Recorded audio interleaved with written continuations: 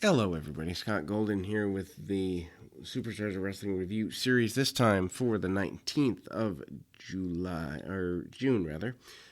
in 1993.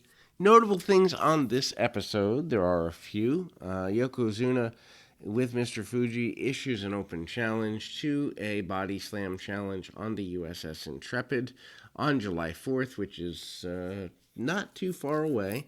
Basically, the idea is that all professional athletes and wrestlers are challenged to slam Yokozuna on a U.S. landmark. That's the idea. Smoking Guns versus Reno Riggins and Scott Taylor up next. And obviously, that idea spawns the next what was hopeful to be the next American babyface. Didn't work out that way, but the try is there. But the Smoking Guns continue to be featured as a main tag team act here in 1993. Odd that they don't get their first tag team championship until at least a year later, if not longer, come to think of it. But anyhow, Billy starts the match. He's, I would say, the more athletic of the two, although from what I've heard, and the one time I was around Billy, he said he had asthma, and I've heard other people say same. So he kind of does better in tag matches because the pacing is different. Arm drags and the like there. Big back body drop by Billy, and then tag off to Bart. I guess I would say the less charismatic of the two, but perhaps the more successful wrestler outside of the WWF as he has been to Japan and other places, at least for the time being. Obviously, Billy goes on to do more, but if you look at the career, even the first 10 years of national exposure, I would say Bart had a bigger deal. Anyway, drop of the leg across the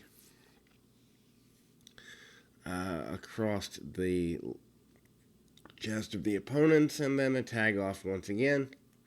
Guns managed to work together with some more double teams and knee drops to the top of the head and the like.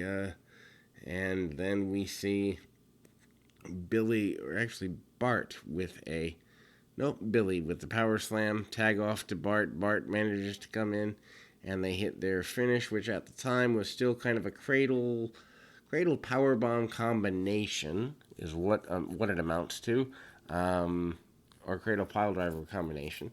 Backdrop into a pile driver would be the easiest way to explain it, but the Guns get a victory here. Then we move on to Bastion Booger versus Virgil. Bastion Booger, otherwise known aka Muckin Singh and Mike Shaw, Chucker Norman of WCW fame.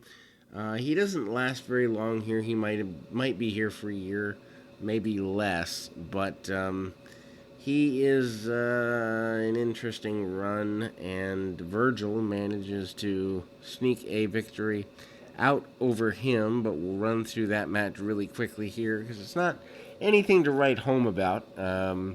Basically, Booger tries to use his size. Can't believe that I just said that phrase, but anyway. He manages to use his size during the early part of the match. He's pretty dominant of Virgil here.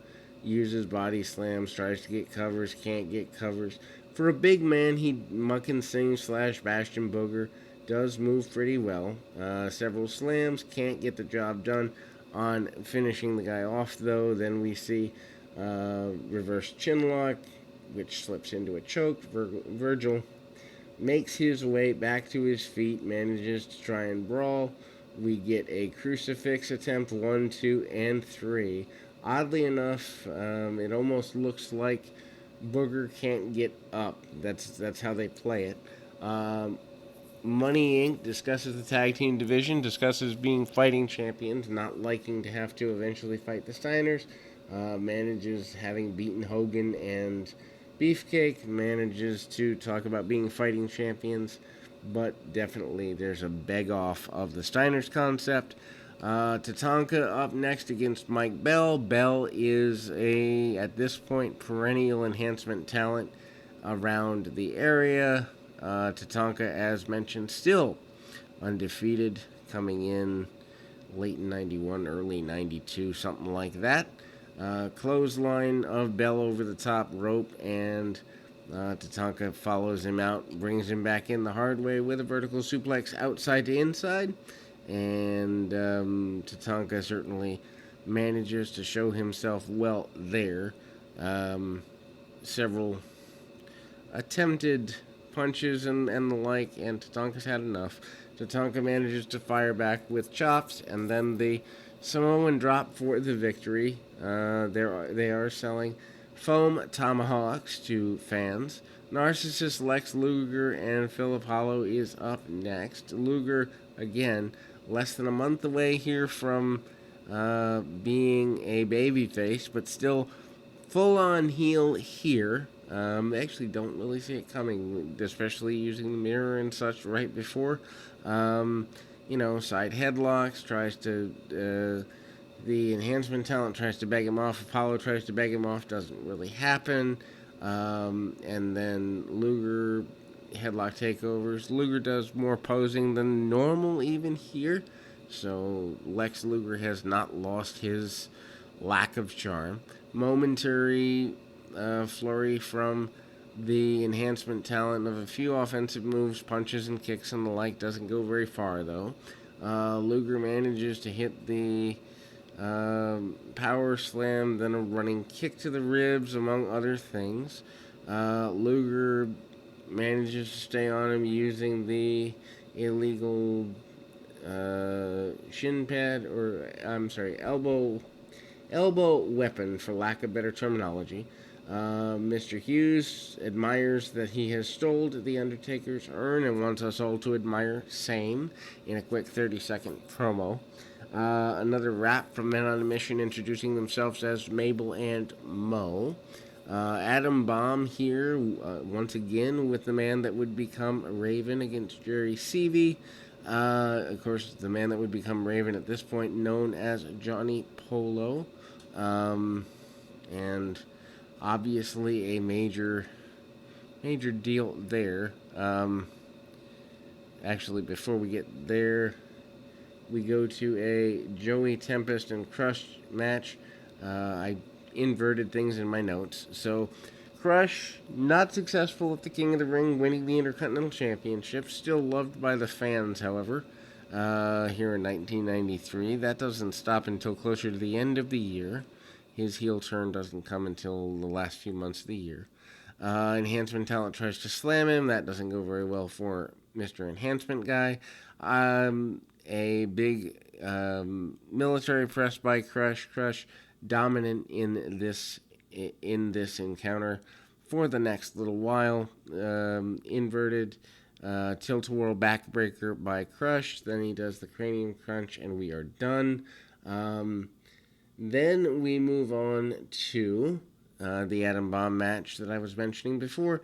Adam Bomb, of course, a really big guy throughout the next 2 or so years, give or take.